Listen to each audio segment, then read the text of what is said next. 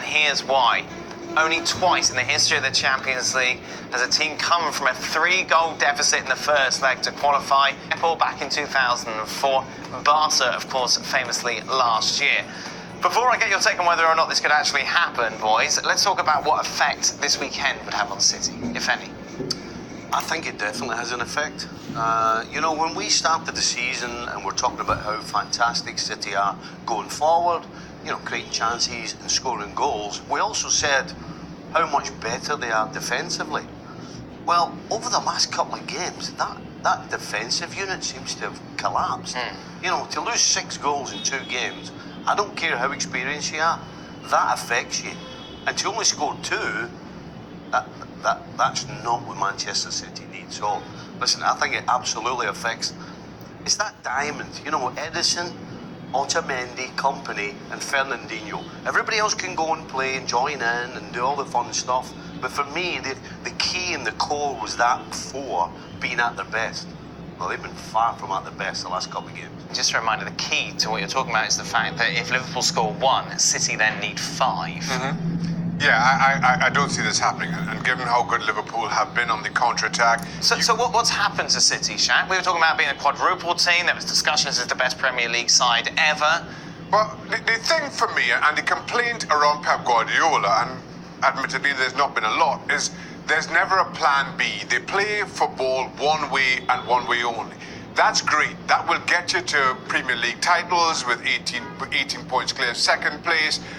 But at the highest level, when I just feel you need to make tactical adjustments, even against other Premier League teams, they don't do that. You don't have to go to Anfield and blow them out the water in the first leg. Barca never had a plan B, did they, under Pep? Because Barcelona had Lionel Messi. When you have Lionel Messi, you don't need a plan B.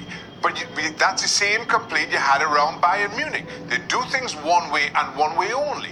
And sometimes when the opposition deems, you have to be able to adjust. You have to be able to sit back, soak up pressure. Sometimes you just have to take a 0-0 in the first leg of a Champions League tie.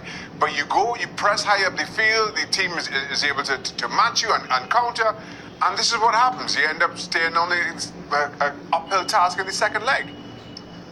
I find it difficult to really have a go at Pep.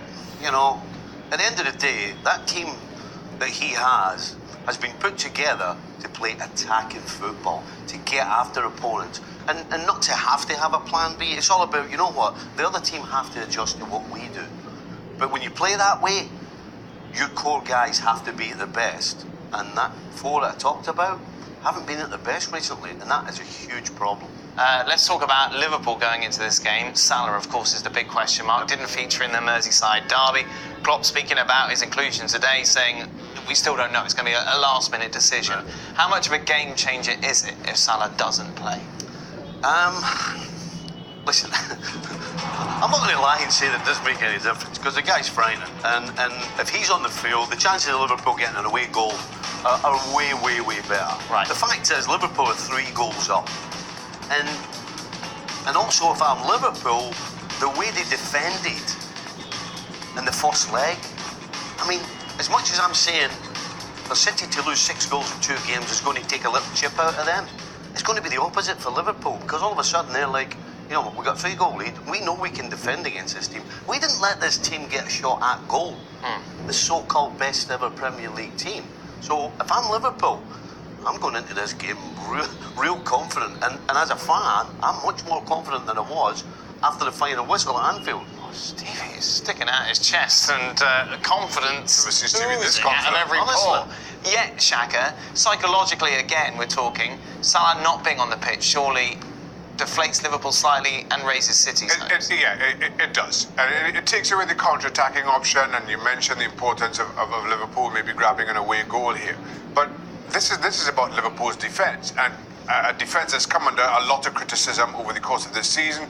But ever since Van Dijk arrived, they conceded more than 1 goal, only on 2 occasions so far this year.